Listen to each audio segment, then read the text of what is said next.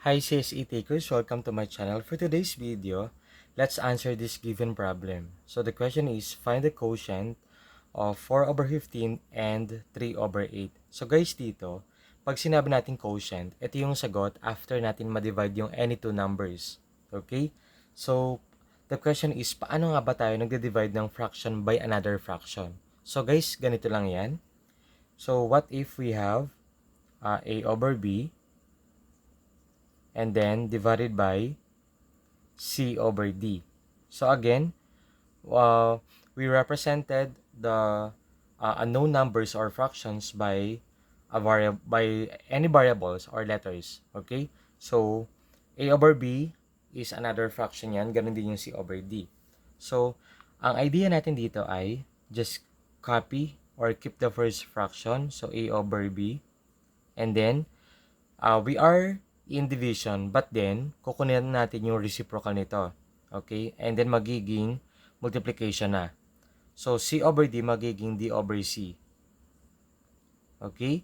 And then, since pinag-aralan naman natin yung pag-multiply ng fraction by another fraction, so i-apply natin to. A times D is AD. And then, B times C is BC. Gets? So, ganun lang kung paano tayo divide ng fraction by another fraction. Ulit, yung first fraction, just skip lang yan. And then, change natin yung sign, yung operation from division to multiplication. And then, C over D, get the reciprocal. Pag sinabing reciprocal, yung kabaliktaran, opposite, C over D becomes D over C. Okay? We easily interchange the position of numerator and denominator. The numerator becomes the denominator. The denominator becomes your numerator. And then, marunong na tayo mag-multiply ng fraction by another fraction. We easily multiply numerator sa numerator, which is A times D is AD, and then multiply denominator sa denominator. B times C is BC. Gets? So now, i-apply natin yung rule natin. Okay? So we have 4 over 15 divided by 3 over 8. Okay? By applying the rule, so keep the first fraction, just copy 4 over 15. And then, the division becomes multiplication. So, times, and then 3 over 8 yung second fraction, get the reciprocal. O, i-invert natin. 3 over 8 becomes 8 over 3. Do not forget. Okay?